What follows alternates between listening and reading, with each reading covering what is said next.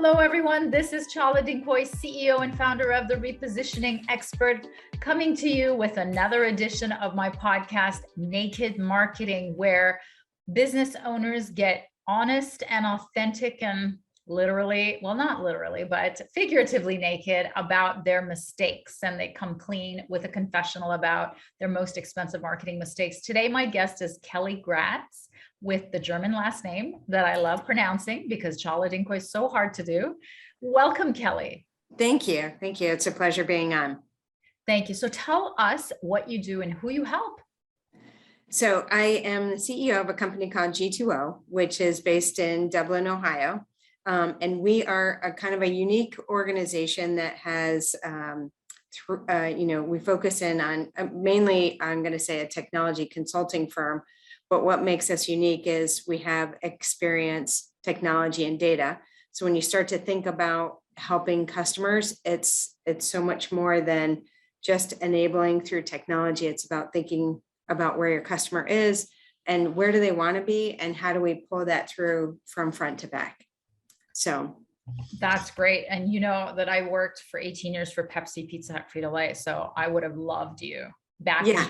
I mean, we had people like you, but I guarantee things have just like changed enormously with AI and all the technology. I mean, you're probably too young to even remember those days where none of that technology. We had to do like the grunt of actual, like the Nielsen stuff. Yeah. Oh yeah. When I came out of college, I actually interviewed with Nielsen. Isn't that funny? Mm-hmm. Farm, like don't do it. I mean, they're brilliant, but it's a farm. But yeah, so tell me about what industries you work with. Like, it sounds like an amazing thing that you could help just about anybody. So we focus on 4 vertical markets. 1 is financial services, 2 is healthcare, 3 is the public sector, and 4 is retail. So it's interesting because everybody's like, retail, you're in Columbus, Ohio. But Columbus is actually, I think, the 3rd or 4th retail city, believe it or not, behind like New York and LA. Columbus is not far behind. So we have a lot of retail here in Columbus, Ohio. That's amazing. So has anything changed for you after the pandemic? Because I'm thinking retail was like in the position. Like what has changed? Has the mix of work changed, or has it doubled? Like what's happened? It's been super interesting because I think everybody, you think about March last year, everybody took this pause beat like, oh no, what is going on, and didn't know what to do, what to expect. And on the retail side of the house, they had to change their business altogether. Everything moved from in-store to online, and creating that ability to reduce friction on that online experience. And even what they were selling online was also important because, again, as we're sitting on this Zoom call, people were worried about the top, not the bottoms. And so our retail partners were changing up the mix of what they were trying to sell and how they could sell it. And so how did you help them do that? Like, so for your work? Part of it was we were helping many of our customers on the upfront mobile, the customer experience piece of the business. So streamlining that. And also, I swear, part of it was it's going to be fine, bringing a sense of calm and collective that we're going to get through this. We'll work with you on how we need to get through this, and we can adjust because we have kind of a multifaceted organization. And very quickly, those organizations kind of, came back around and said, we got to shift into a digital mind space. And so we helped them with that shift. I think in healthcare, it changed the entire paradigm. Wow. Right. Because you went to an e-health paradigm versus an on-site face-to-face paradigm. And how do you start to think about that? And who becomes your new customer?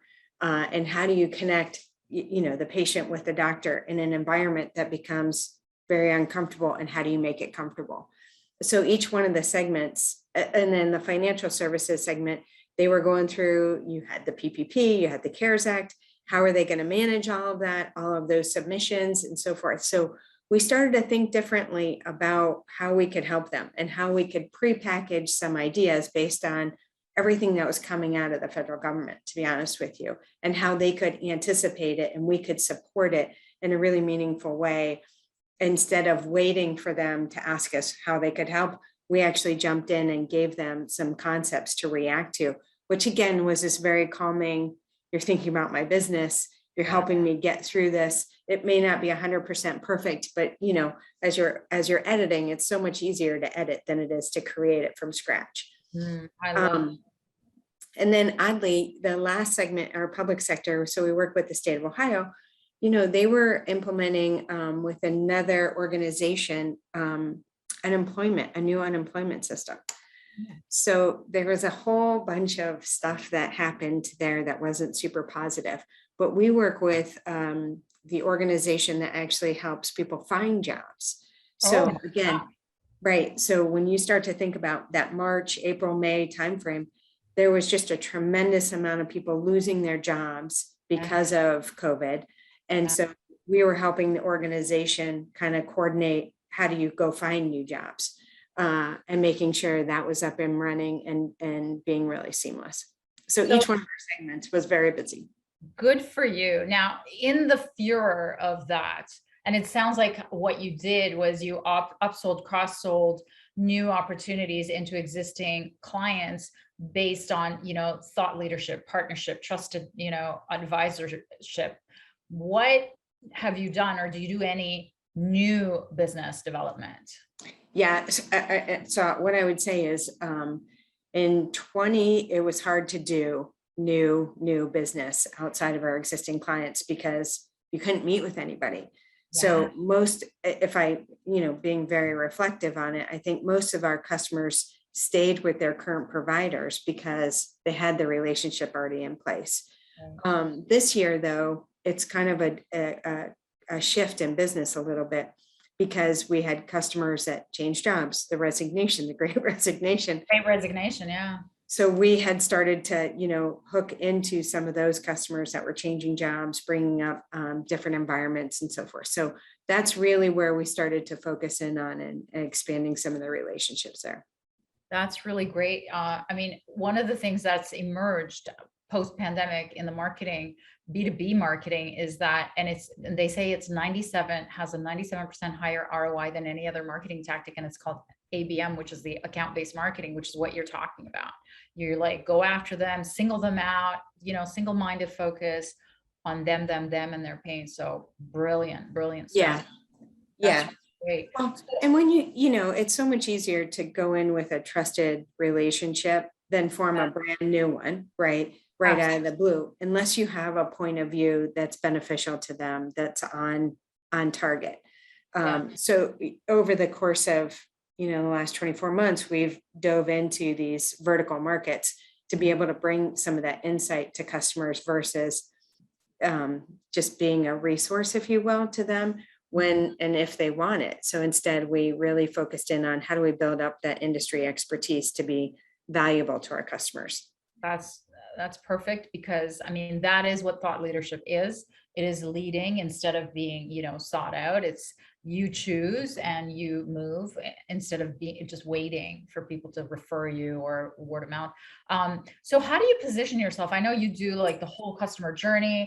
You do the whole, it starts from, you know, research about the problem and then building that into the solution. So how do you position yourself? Do you position yourself as a marketing digital agency? Do you position yourself as a research agency? Like, that's the part that would be the sticky part, right? When you're like your opener. It is. And it, you know, to be honest with you, the easy answer, I guess, for us is it depends on who we're talking to. Yeah. So we really try to make it most relevant to who we're talking to and why it's important to them. So instead of thinking about where we are, we think about where they are and what they might need. So if we're on the marketing side of it, then it would be a customer experience organization that goes much further than that upfront, I'm going to say UI, UX experience, but actually, how do you make that seamless for your customers? And why is that important for them to buy into this relationship with you as a brand? And I think people really understand that if we're coming in from the technical side of things, it's about product management and how do we help them manage that product offering so that they can, growth. How do you drive growth? And then if it's on the, chief data officer or something to that nature, is how are you driving insights to grow the business based on the data that you have today? And can you do that? So the first question is, can you do that? And if you can, how are you doing it? And so it really, we kind of customize the conversation about how we can help them based on where they are in their organization. Yeah. And that's fabulous for when you have that ABM approach, which is the one-on-one. But if you're ever in a situation where like a one-to-many, where you're doing like a broadcast of either virtual or on your even website, or, on your messaging in your LinkedIn profile, for example, that's when it gets confusing. And that's where, the messaging becomes really, really important. That's right. And so 3 years ago, we rebranded the organization, right? So it used to be called ICC, which, didn't really stand for anything. Whereas when we rebranded it, we moved to G2O. So it was about striving and working with clients to drive greater outcomes. And so if you had to categorize the organization, it was really around a customer experience shop that it wasn't one piece of that experience. It was the entire experience. So how do you start to think about your customers, your clients, your brands, your employees having this wonderful experience, customer experience front to back? How do I feel about it when I see it? How do I move through it? And then ultimately, how do I make sure that that becomes very frictionless for me as the person participating in it and feel really good about it? Because the power of that experience is actually incredibly powerful for someone to stay engaged. So, you think about today in terms of employees and the great resignation and everybody's resigning. The big question is, how do you keep your employees engaged, right? Yeah.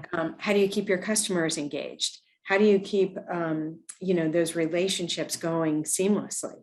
And so every interaction that you're having, whether it's a retail consumer site or whether it's a self-service employee portal, how do I make sure that that's easy and a fun experience to make sure that it happens over and over and over again? So that's how I would position us.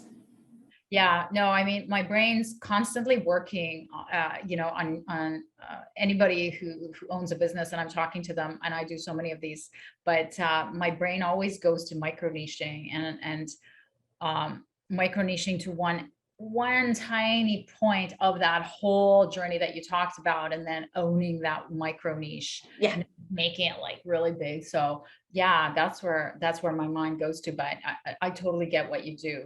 So now that brings us to our naked marketing question. Tell us about the big mistake that you made. I think part of it, and you and I were talking a little earlier, is about not leveraging marketing, PR, advertising for the organization on a consistent basis. So I think even when you start to think about the pandemic, we actually kept that going. But what I've learned is I'm going to use the term PR and marketing because it's really intertwined. And how do you get the word out about an organization? The PR piece of the equation becomes, how do I back down to those key messages? What is it that I want people to know about the organization? And how do I begin to leverage that based on experience and really great knowledge base? So my big thing is, if I look back on it, 24, 36 months ago, I would have spent more time in that space, marketing the organization about what we do, how we do it, who we serve. And we had built out some personas around it as well. And journey mapping, doing our own work, journey mapping in terms of who are those customers we want to go after. We did some, but again, it's never enough. And how do you do that? And the last piece is also marketing to our employees. During COVID, I think it's just this engagement that's really critical. And for me, I don't want any of our employees to leave. Turnover is really tough on the organization. And, you always want people to love what they're doing. So, and you want them to feel like they're a part of something, which I think is that you love your job, right? And that they're there through thick and thin. And so for us, COVID's been tough. We've had some ups, we've had some downs. Everybody, I'm sure, has. But I think that the big mistake, if you will, is how do we engage more? How do we market more to our clients as well to our employees? Yeah. And so what parting advice do you have about marketing to our viewers? Don't be afraid. Don't be afraid to spend money, right? Don't be afraid to engage. I think that marketing and the outreach piece of it can be exciting, and it can be a lot of fun. And so don't be afraid, because you'll learn an awful lot about your organization. You'll learn an awful lot about your own personal style and how that starts to transcend in those marketing messages. And hopefully it just builds up more credibility for you, your organization, as you start to market more broadly. Don't be afraid, and don't be afraid to spend money on it. I love it. That is so clear. Could not get any clearer. It's just right out of you. Wow. Thank you. Now, how do our viewers reach you? The easiest way is Kelly.Gratz, Gratz @g2o.com. Wonderful. And that is short and sweet. Yeah, it was perfect too. Yeah. Remember. Thank you so much for being a wonderful guest, Kelly. Thank you. Take care.